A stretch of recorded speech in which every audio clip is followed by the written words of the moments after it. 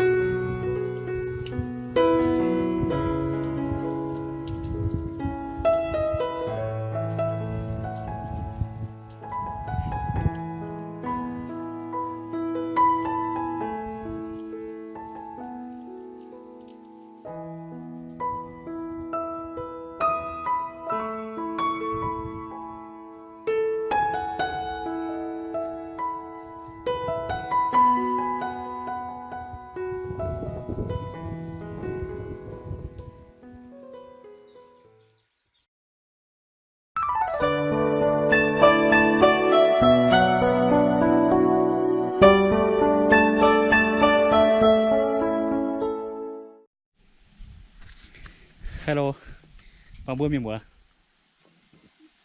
In hoa là tại hoaจะเป็นมิวนี่ต้องหมายแต่ดีแต่hiện giờ đương quy nữa cơ nhưng mãi tại chuối phun bừa miền mùa mà tại yếm nay Việt Nam mà tại yếm hoa nhiều của như bữa chung tỏ tu dọn tạ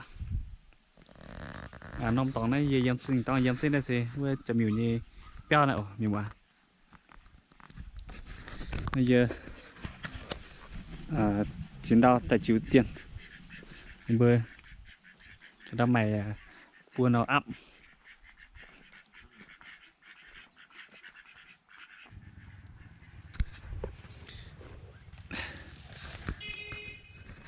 làm cái này cũng mất nhiều công phết nhỉ chú nhỉ.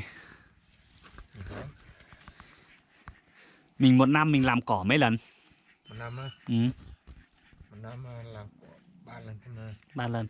Thế sao chú không mua cái bạt đen ấy phủ vào cái đấy chắc không cần phải làm cỏ đâu chứ? Ôm bạt đen cái đấy mang về phủ thì mình phải biết cách làm, không biết cách làm thì phủ xong vẫn có cỏ. Thế á? Ừ. Ở dưới nằm ngoài mình không làm nhưng mà mấy thằng trên này nó làm á. Ôi giời, cỏ lên đây. Thế à? Ừ. Phải bỏ cái đây ra bắt đầu mới nhổ cỏ tiếp. Thế là mình không có kỹ thuật làm. Nó vừa làm đất xong luôn là phụ luôn. Tức là mình làm đất xong là mình phun luôn xong là bỏ cái bạt đấy vào. Phụ luôn cái bàn đấy. Tức là làm đất xong là phủ luôn. Phủ luôn thì nó mới không có cỏ. Nó không để lâu thì nó mới không có cỏ. Mới là chẳng biết là nó làm cái kiểu gì, nghe bọn nói thế nhưng mà mình chưa làm.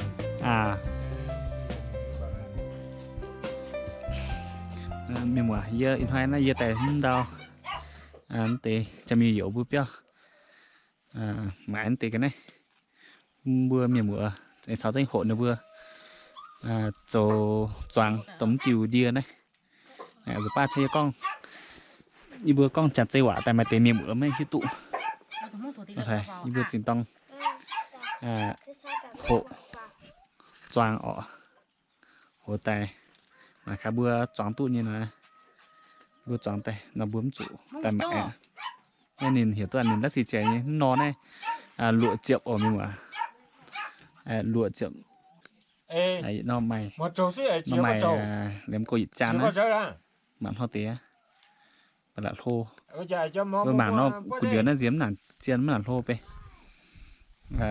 làm té bua đòn meka nhàn ổ thôn té c thân nó té lụa triệu phải té c phải triệu nè dùng phải là đao té nên đang dậy cái này thế này rồi thế này vừa chọn liều tranh thân nó tí vừa liều tranh nòm miền muối giờ này Việt Nam như vừa nông như nó sẽ vừa chủ liệu trên nòng quân vừa chiếm tiêu giàu đây hiểu để chán thì liệu trên nòng hắn nó để dồn mình giờ kênh này hắn nòng chiếm chủ liều nòng như nó sẽ liều hắn nòng mất liều nòng là sẽ dành cho cặn phải quảng này nhìn sầu gai đây mà nóng ba tòng này vừa đâu cho họ tí trang sở diện nó nom này vừa sầu gai đây bản thân là tí à tôi sầu hay vừa cả vừa nào vừa giống tụ